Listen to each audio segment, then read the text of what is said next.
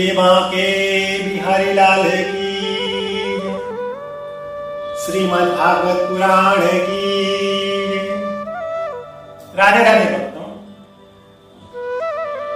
कंस द्वारा अनेक दैत्यों को कृष्ण को मारने के लिए गोकुल में भेजा,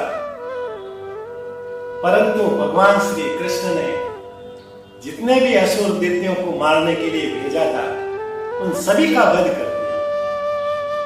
फिर कंस ने एक तृणावत नाम के एक असुर को कृष्ण को मारने के लिए गोकुल भेजा। उस तृणावत असुर ने बवंडर का रूप धारण करके, अर्थात हवा का घेरा, जिसके बीच में कोई भी आ जाए तो उस हवा के अंदर घूम घूम कर वह नष्ट हो जाए, ऐसा रूप धारण करके गोकुल के अंदर प्रवेश किया। और उसके रास्ते के अंदर, उसके बीच में, हवा के घेरे के बीच में जो कोई भी आता उनको उड़ाकर अपने साथ में लेके चला जाता। उनके बीच में कोई घर आए तो उड़ा के लेके गए, कोई बैलगाड़ी आए तो उसको भी उड़ा के लेके गया, अनाज के बड़े बड़े ढेर आए तो उसको भी अपने साथ में उड़ा के लेकर चला गया। ऐसा करते करते जब वो नंद बाबा के घर के समीप पहुंचा, वहां पर माता यशोदा कृष्ण को दूध पिलाकर पालने के अंदर जैसे ही उनको सोने के लिए लिटाई और अपने काम के लिए चली गई, कृष्ण ने देखा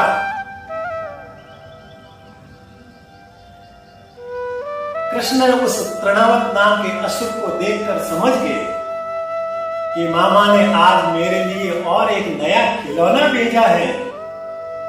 मेरा मामा कितना अच्छा है, कितना दयालु है, मेरे ऊपर कितनी कृपा करता है, जो समय समय पर मुझे खिलौना खेलने के लिए भेज देता है, मेरी खबर लेने के लिए कोई न कोई नया नया खिलौना भेज देता है। मैं कैसा हूं, मैं जीवित हूं या नहीं। अब तृणावत ने जैसे ही घर के अंदर प्रवेश करके भगवान उसे पालने के अंदर झूल रहे थे, सो रहे थे, वहां से उसको उठाकर जैसे ही आकाश मार्ग के अंदर उड़कर लेके जाने लगे, भगवान ने पहले अपने शरीर को हल्का कर दिया और जब आकाश के अंदर उड़ते रहे और फिर भगवान कृष्ण ने उन तृणावत की गर्दन को पकड़ लिया और फिर अपने शरीर को, वजन को इतना बढ़ा दिया कि वो तृणावत उस भगवान के भार को सहन नहीं कर सका और पत्थर की चट्टान पर आकर गिर पड़ा। उनके शरीर के टुकड़े टुकड़े हो गए, आंखें बाहर आ गई, जबान बाहर आ गई और वही उसके प्राण पंखेरु उड़ गए। बोली बाके यही लाल की जय। तृणावत के मरने के बाद में वहां पर तूफान और आंधी जैसे ही शांत हुई, गोकुलवासी वहां पर देख रहे थे कि चट्टान पर एक असुर है, वो लेटा हुआ पड़ा है, मृत अवस्था में पड़ा है और भगवान ठाकुर जी उनके पास में बैठकर खेल रहे हैं, मुस्कुरा रहे हैं। तुरंत गोपों ने उन भगवान श्री कृष्ण को चट्टान से नीचे लिया। यशोदा मैया मन के अंदर विचार कर रही थी कि ये जिस दिन से मेरा लल्ला पैदा हुआ है, इस असुरों को मेरा ही गांव मिला था मरने के लिए। नंद बाबा ने पुनः सभी गोकुलवासियों को एकत्रित किया, ऋषि मुनियों को बुलाया, उसकी पूजा पाठ की और ताकि इस गोकुल के ऊपर जो कोई संकट है, जो कोई नजर लगी हुई है, वो संकट दूर हो जाए। बोलिए भागवत भगवान की, बांके बिहारी लाल की जय। जब भगवान 1 वर्ष के हो गए, तब वसुदेव जी ने अपने कुल गुरु गर्ग ऋषि को कहा कि आप गोकुल के अंदर जाइए, वहां रोहिणी ने जो पुत्र को जन्म दिया वो मेरा पुत्र, उनका नामकरण करना, परंतु नामकरण गुप्त रूप से होना चाहिए। यदि कंस को पता चल गया कि गर्ग ऋषि आपने गोकुल में किसी का नामकरण किया है, तो गर्ग ऋषि आप तो हमारे वासुदेव के कुल गुरु है, तो जरूर वहां पर जो पुत्र है वो वासुदेव का पुत्र है और वही पुत्र है जो आकाशवाणी ने कहा था।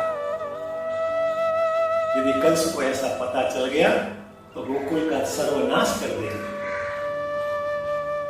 गर्ग ऋषि ने कहा, वासुदेव जी आप चिंता ना करिए।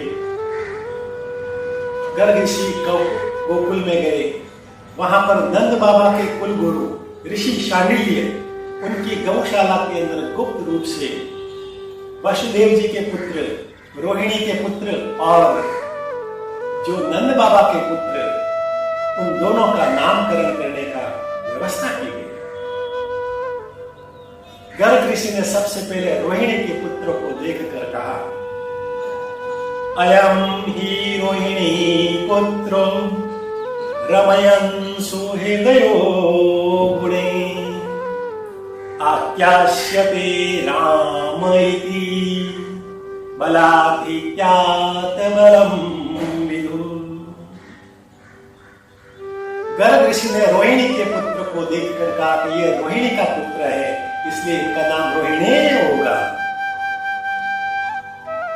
इनका स्वभाव सरल स्वभाव का होगा और ये सभी को आनंद देने वाला होगा, इसलिए इनका नाम राम होगा।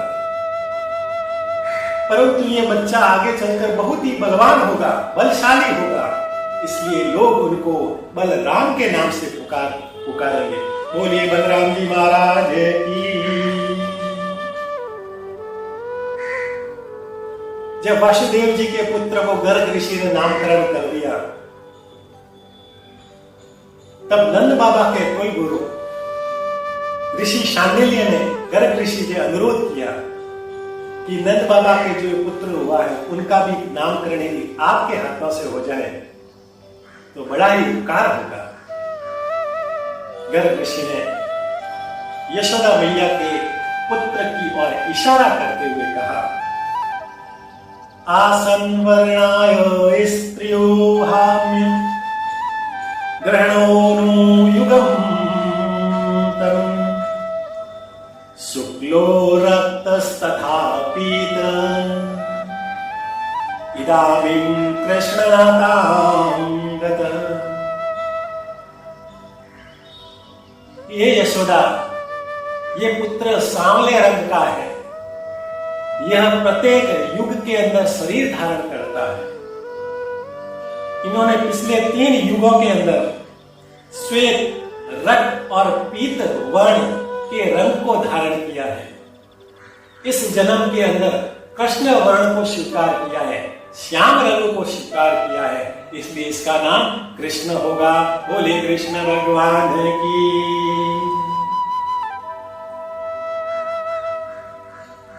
गर्ग ऋषि कहते हैं कि ये बालक बड़ा ही विलक्षण बुद्धि का होगा, दिव्य होगा और आगे चलकर ये बहुत बड़ा नाम करेगा, बहुत बड़े बड़े काम करेंगे। इसलिए जो जो काम करेगा लोग उनको उस काम के नाम से पुकारने लगेंगे, इसलिए इनका एक नाम नहीं हजारों नाम होंगे। बोलिए कृष्ण भगवान की। इस प्रकार से बलराम जी और कृष्ण भगवान के नामकरण हो गया। अब भगवान जब जैसे जैसे बड़े होते गए, बलराम और कृष्ण की शरारतें और ज्यादा बढ़ने लगी। यशोदा मैया दोनों को स्नान कराते, सुंदर सुंदर वस्त्र पहनाते, श्रृंगार करते, मोतियों की माला इत्यादि पहनाते और उनको खेलने के लिए बाहर भेजते। तो गोकुल की गलियों के अंदर वो फिरते रहते, जहां कहीं भी कीचड़ देखते उसके ऊपर कूदते, उसके ऊपर खेलते, जहां कहीं भी गोकुल की रच देखते, रेत देखते, उसके अंदर लेटते और उनका शरीर पूरा का पूरा कीचड़ में हो जाता। ऐसा कीचड़ का शरीर देखकर जब वो पुनः घर आते, यशोदा मैया उनको देखकर उसके ऊपर बड़े क्रोधित होती कि मैंने तो इतनी मेहनत से तुमको सुंदर सुंदर वस्त्र पहनाए और तुमने क्या हालत कर रखी है। जोरदार डांट लगाते और हाथ में डंडा लेकर जैसे ही मारने लगते, भगवान अपनी जैसे यशोदा मैया को मीठी मुस्कान दिखाते, तो भगवान की मीठी मुस्कान देखकर यशोदा मैया का जो ये पारा है, जो क्रोध है, वो शांत हो जाता। बोलिए भागवत भगवान की। और जब थोड़े से बड़े हुए गौशाला में जाते तो बछड़ों को ऊँटों से खोल देते और वो बछड़े गाय का पूरा दूध पी लेते और दूध दोने के लिए कुछ भी नहीं बचता। जो गाय सोई हुई रहती उनके दोनों के दोनों सींग पकड़कर उनको जोर जोर से हिलाते और गाय जब उठकर खड़ी होती तो उनके सींगों को पकड़कर उसके ऊपर लटकते रहते। ऐसा लगता जैसे कि भगवान उनके सींगों के ऊपर हाथ पकड़कर झूल रहे हैं। कृष्ण और बलराम के इस प्रकार के नटखटपन को देखकर गोकुलवासी आनंदित होते। बोलिए बाके बिहारी लाल की।